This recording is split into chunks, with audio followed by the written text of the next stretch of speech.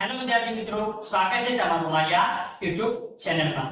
આજે આપણે વિડિયોમાં ભણવાના છીએ ધોરણ 7 વિષય વિજ્ઞાન, જેમાં આપણે આજ શરૂઆત કરીએ છીએ અસાઇનમેન્ટના સોલ્યુશનની, જે પ્રથમ પરીક્ષા માટે ઘણું ઉપયોગી છે।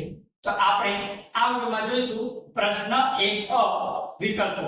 જો તમે મારી ચેનલ નવા હો સૌપ્રથમ ચેનલ સબસ્ક્રાઇબ કરી બેલ આઇકનને ઓન કરી દો, અને જો વિડિયોની ક્વોલિટી ડાઉન લાગે તો ઉપર સેટિંગમાં જઈને ક્વોલિટી વધારી દો, જેથી તમે વિડિયો સ્પષ્ટ જોઈ શકાય। તો શરૂ કરીશું આપણે હવે પ્રશ્ન 1 તો વિદ્યાર્થી મિત્રો, શરૂ કરીશું આપણે વિષય વિજ્ઞાન, જેમાં આપણે અસાઇનમેન્ટનું સોલ્યુશન જોઈશું। પહેલો પ્રશ્ન 1 નીચેના દરેક પ્રશ્નના ઉત્તર માટે આપેલા વિકલ્પોમાંથી સાચો વિકલ્પ લખો।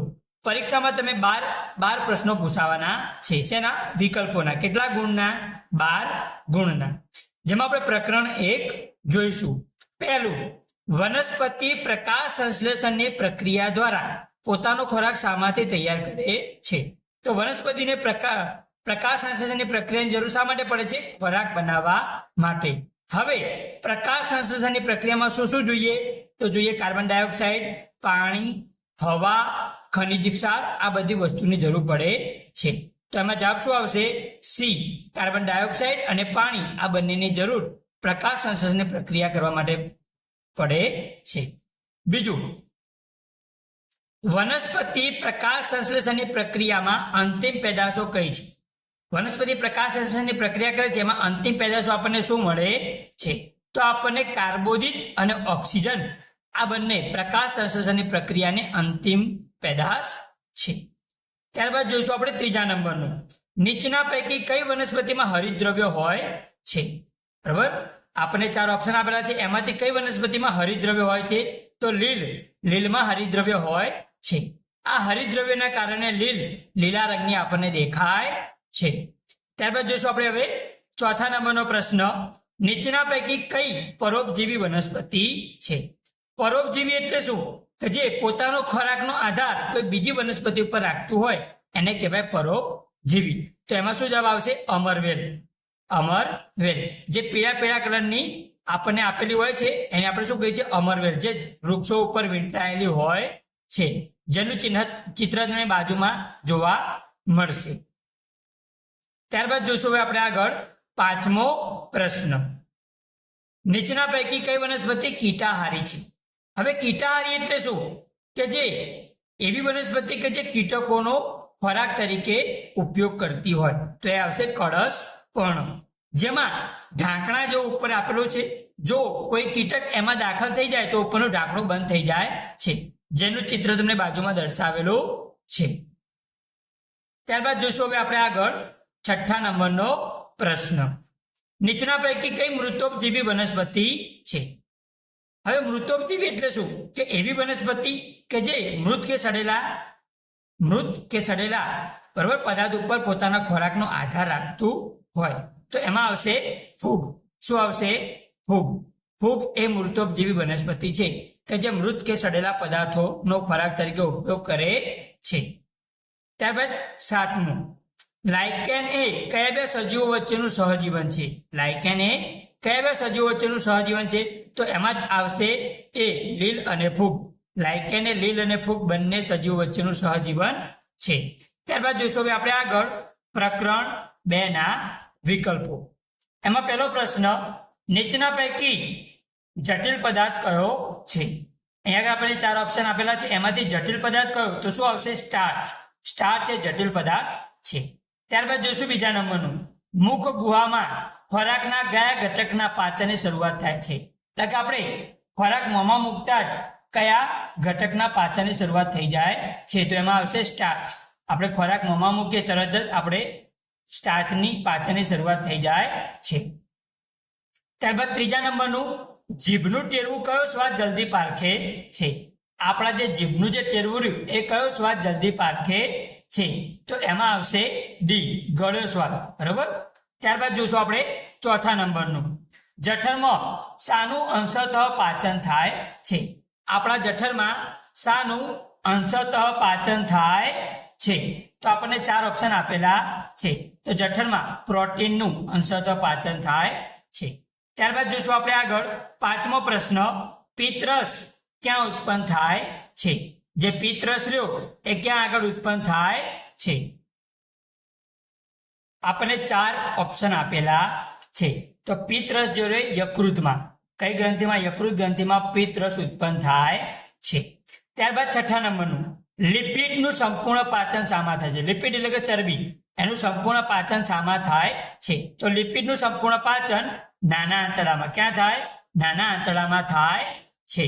ત્યારબાદ જોશો બાળકો 7મા નંબરનું, નીચેનામાંથી કયું પ્રાણી સેલ્યુલોઝનું પાચન કરી શકે છે?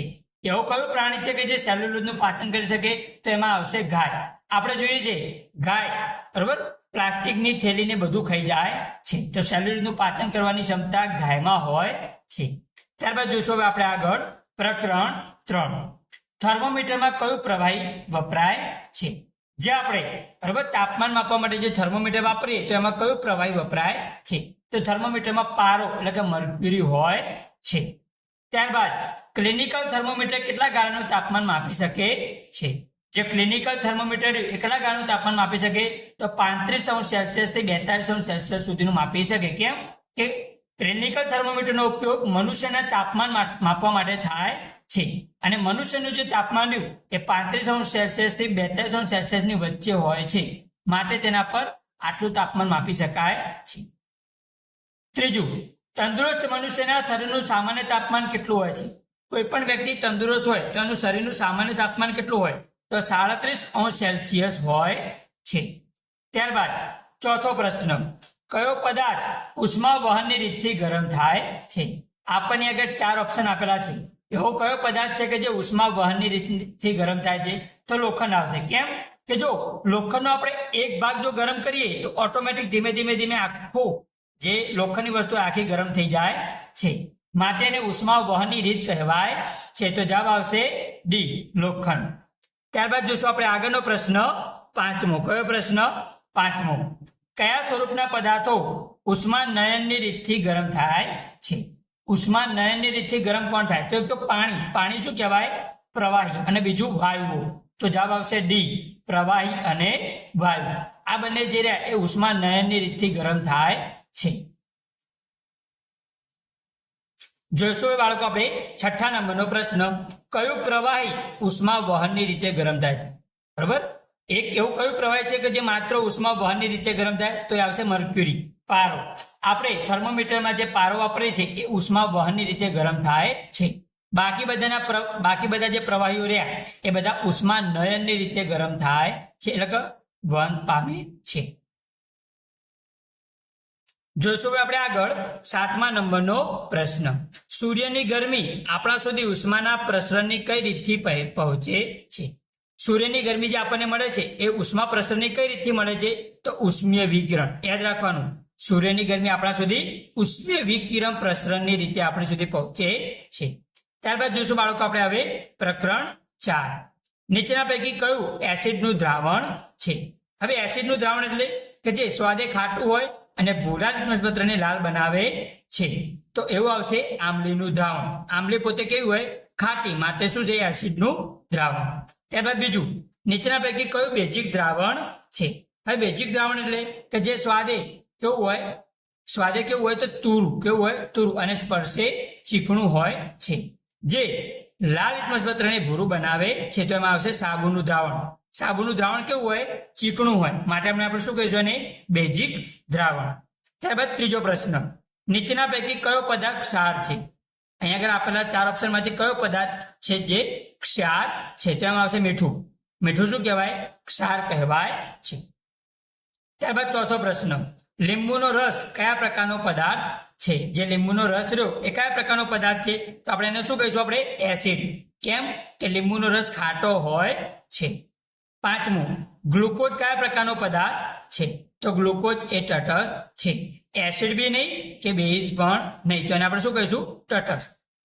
6થું, ખાવાના સોડાનું રાસાયણિક નામ શું છે? જે આપણે ખાવાનો સોડા વાપરીએ છીએ એનું રાસાયણિક નામ શું? તો સોડિયમ હાઇડ્રોજન કાર્બોનેટ. ખાવાના સોડાનું રાસાયણિક નામ શું? Sodium hydrogen carbonate. ત્યારબાદ 7મો વિકલ્પ, નીચેના પૈકી પ્રતિ એસિડ પદાર્થ કયો છે? કે એન્ટાસિડ. શું કહેવાય ને? એન્ટાસિડ. પ્રતિ એસિડ પદાર્થ કયો છે? તો એમાં આવશે મિલ્ક ઓફ મેગ્નેશિયા. કયો પદાર્થ આવશે?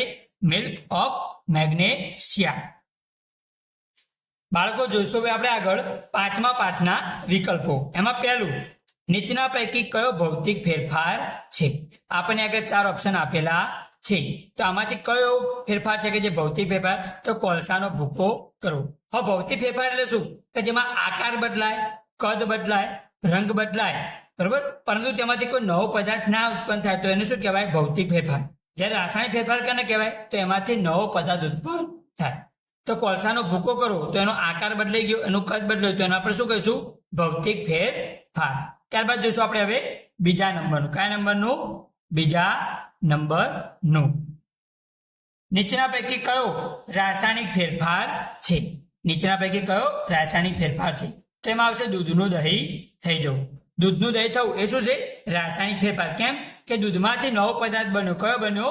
દહીં. તો આપણે એને શું કહીશું? રાસાયણિક ફેરફાર.